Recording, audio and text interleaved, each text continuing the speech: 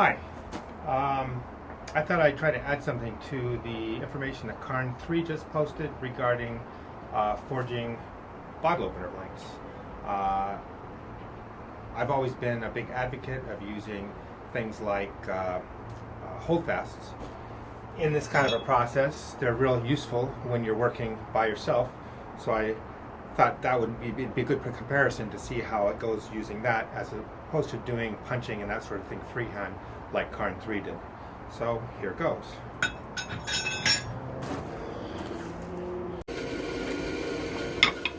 Okay, so I'm going to be using a slot punch like Karn did. This is a 3/4 by 3/16 slot punch. I made it out of a piece of jackhammer bit, and I tend to like to strike my tools with this is a cheap Harbor Freight driller's hammer, 4-pound head, short handle. And the thing that I like about this is it's easy to control because it's quite a short handle, and the face is very soft, so it tends to bite into the tool, the striking surface of the tool, rather than skip off of it, because this is harder than this is. So it works well for me.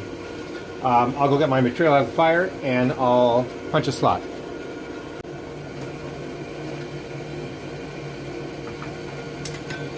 You can see, boom. I don't bother to measure, I just eyeball it.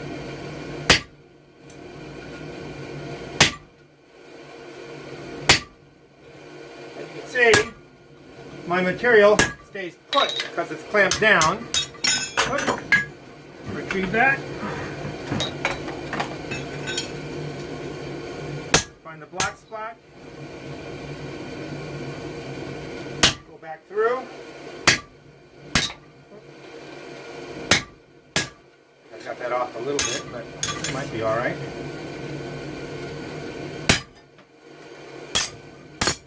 Okay, there we go. So there we go, and you can see, because I'm not having to chase my material around the anvil so much, and I think my slot punch might be slightly smaller than Karn's, it's possible to get a hole punch through in a single heat. I don't usually forge with this hammer. Okay, so the majority of my bottle openers, I actually like to have a perfectly circular loop to it rather than having an oval or a triangular loop like a lot of people do. It just kind of makes mine a little bit different. And when you open it out with a drift, you don't want to be drifting into a hole that's significantly larger than the hole or the drift that you're using. So I use this bolster plate, put that over my hardy hole, give it a smack, and then I do my first drift with this punch here, or this drift.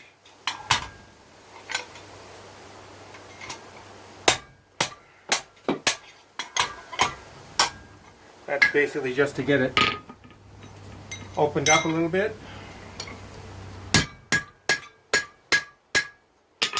Okay, now I gotta take another heat. So now I've got that opened up, I can move to a larger drift and go over the Pritchel hole with that.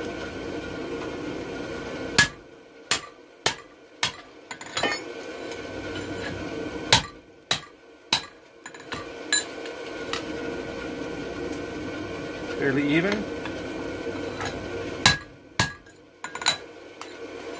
You can see at this stage, by rounding those corners first, I get rid of some of that issue with the ears that tend to jump up when you don't do it that way.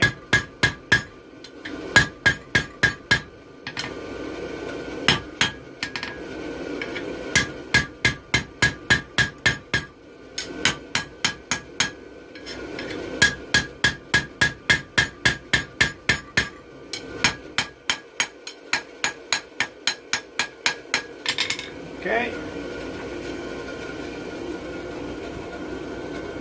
So what I've sketched here is just kind of the rough form that I'm going to be going for. So before I take the loop to its full size, I'm going to neck it down here and here so that I can be ready to draw this part out or taper this part down. when you're doing a fully round or fairly circular opening like this in a bottle opener, getting the final dimension accurate is critical. It tends to want to be about 1 inch 20 thousandths. If you go very much up from there, it will tend to want to tear the top off of the bottle, and if you go down below that, then you typically will not be able to get it to bite on the cap itself. So you see, I've quenched the loop here because I don't want to distort that when I'm necking it down. I use a guillotine tool.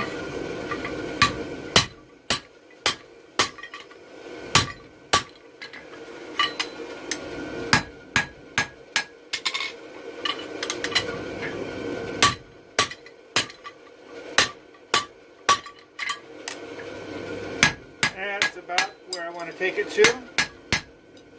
And straighten it up a little.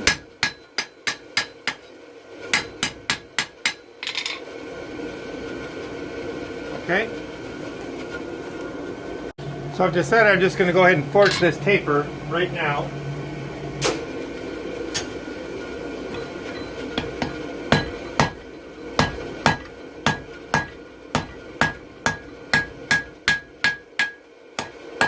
And when you forge the taper down, it thickens up in the area that you're forging down, and you have to compensate for that by drawing it out a little bit. So you get at least a relatively consistent thickness throughout the piece.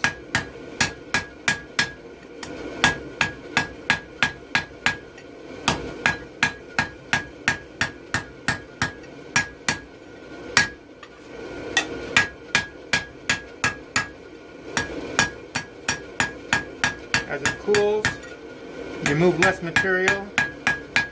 That's where you planish it. Refine a little bit. Straighten everything out.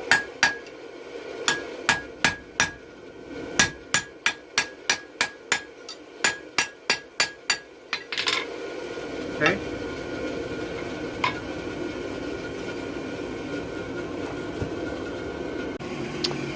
So as it turns out, this hardy hole with the specific punch that I use is exactly the right size, such that when my drift just begins to touch the walls of this hardy hole, my hole is the correct size. And I use this as a go gauge. The threaded end 3/4 inch black iron pipe just happens to be the right outside diameter to test the inside diameter of my opener.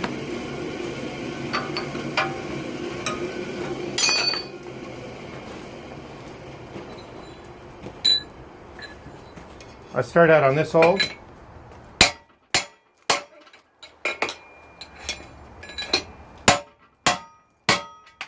Okay, that's bottomed out.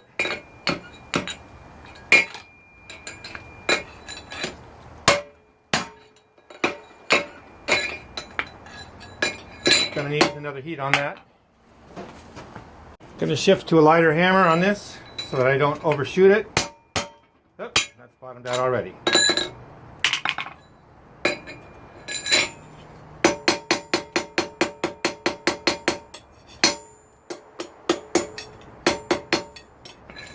Let's check it. Yep. Okay. What did I do with mine? Piece of pipe. Oh, it fell down. So there you can see this pipe just gets started in the hole. That's usually about the right size. Now at this stage, I want to finish out the loop. I'm not going to bother showing that. I grind this so that I get a nice consistent thickness, or a taper thickness sometimes I go for, where it's thicker down here and thinner up here. I'm not going to bother showing that because it's kind of boring, but I'll show you when I'm done. Okay, now we're going to punch in the tab, which I do with this bob punch, which is again just made out of a piece of jackhammer bit, I think this was. And I'm going to use the holdfast again, because I hate chasing my material around the anvil. I quench off part of it because I don't want to distort that loop.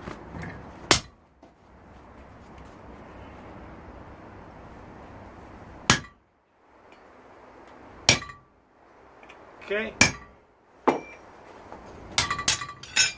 There's that.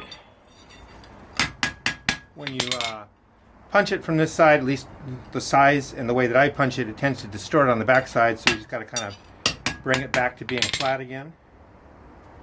Boy, that looks like I burned that up. That's not good.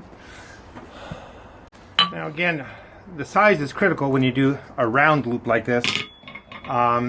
And so to make sure that it doesn't end up being too aggressive and actually tearing the glass off the top of the bottle, I polish the back side here and this side here with a Kratex wheel on a die grinder, and then I can test it on a bottle, and if that tab makes contact with that lip on the bottle and I can feel a little bit of resistance there but it doesn't actually grab it, that means I'm good to go.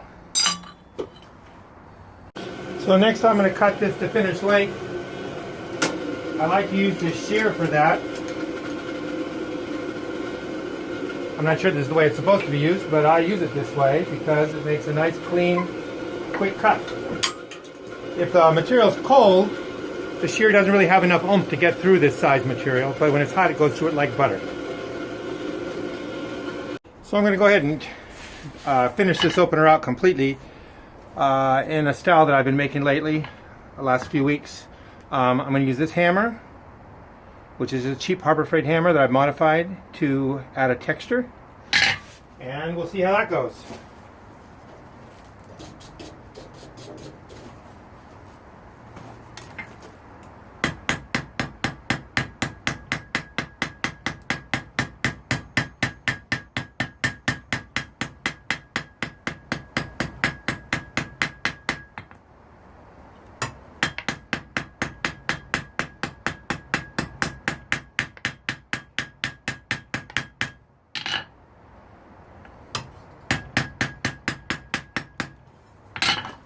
Okay. First shot.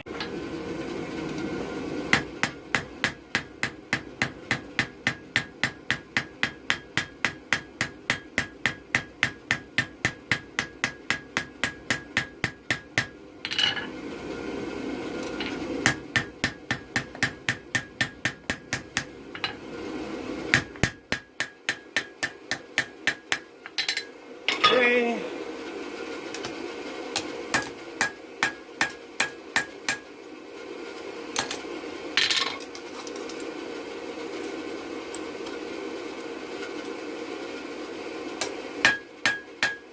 Just adjusting it for straightness now.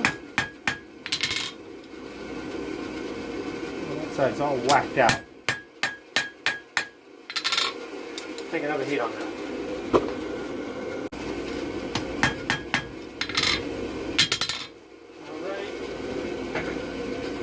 Use a wooden mallet here to straighten it out or flatten it out. That way I don't interfere or damage the texture that I put on. I'm just giving it a check for symmetry now. This could afford to go this way just a tiny bit. That's good. Okay. I'm going to give it a good scrub with a fine wire brush.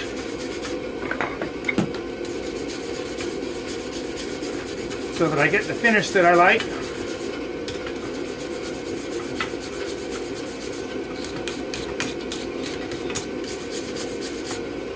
Actually, that's premature because I got another step I want to do to this.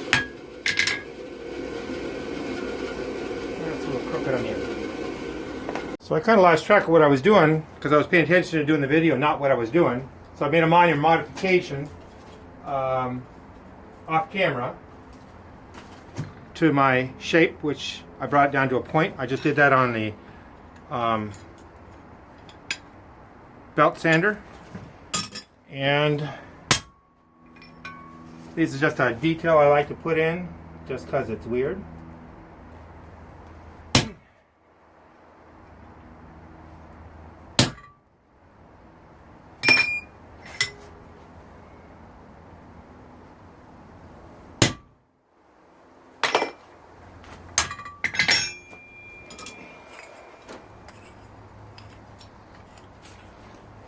can see, because I wear a welding glove on my left hand here, it makes it easy for me to manipulate my stock a little bit if I need to. You know what? And I'm going to need to touch up that texture a little bit. So I can see there's a little bit of a boo-boo there that I don't like, and another one down there. So let's see if I get rid of those.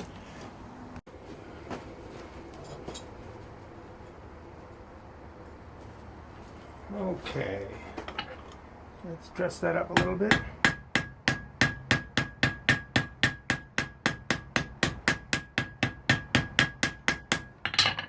Okay, clean it up.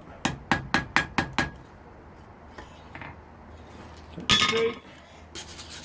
Give it a good scrub. Then I'm going to put it back in the fire on the other end so that I can scrub the other end too. What this does is it makes the coat of scale that's on the piece quite thin, but it still has that scale and gives you kind of that blacksmith look without it being too messy.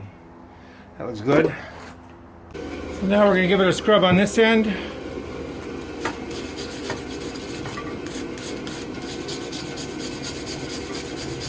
And I'm going to keep scrubbing it until most of that color goes out of it. Actually, that could use a little bit. Clean up there.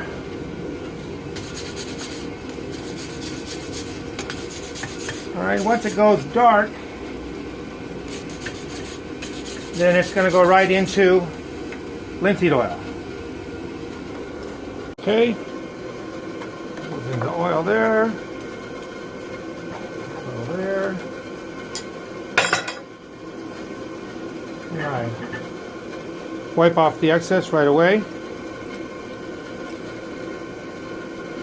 Because if you leave it on, you get a gloss, which is shinier than I like.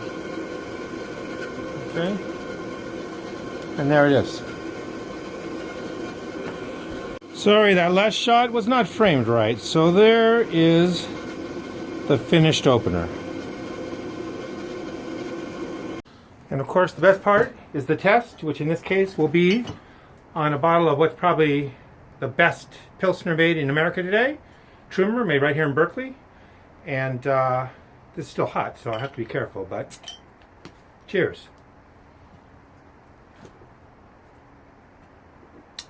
Good stuff.